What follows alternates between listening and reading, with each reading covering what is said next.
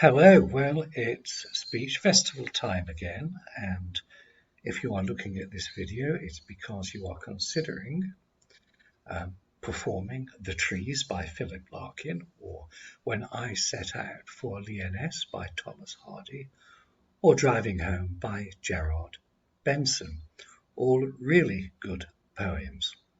Let me tell you a story about Philip Larkin. When I was at university, he was the librarian for my university library. Now, that doesn't mean to say that he ever handed me a book or made me pay a fine or was ever seen putting books on a bookshelf.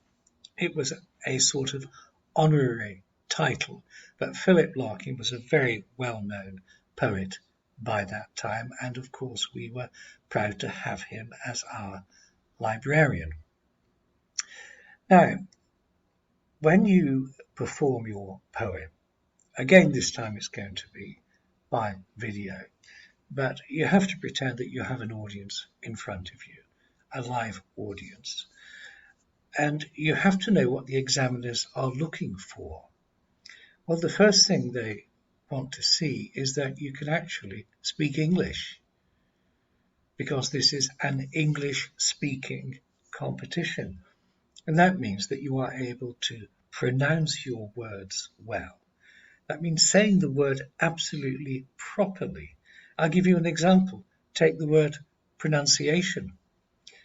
Many non-native English speakers think it's pronunciation because it comes from the verb pronounce, but it's not. It's spelled differently.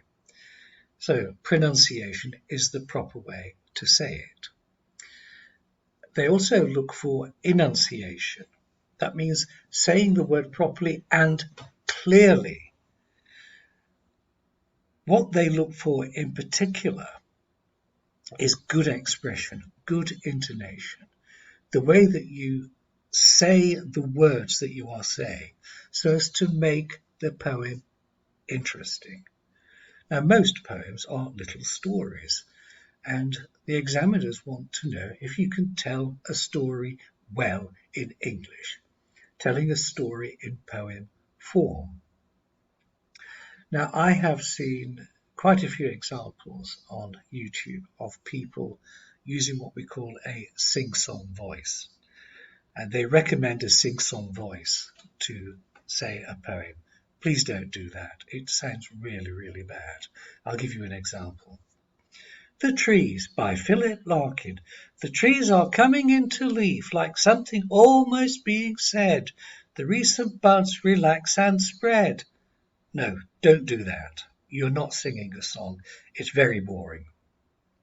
Now, there are people who can speak English extremely well in terms of pronunciation and enunciation, but they are still boring. Let me give you an example. The trees are coming into leaf like something almost being said. The recent buds relax and spread.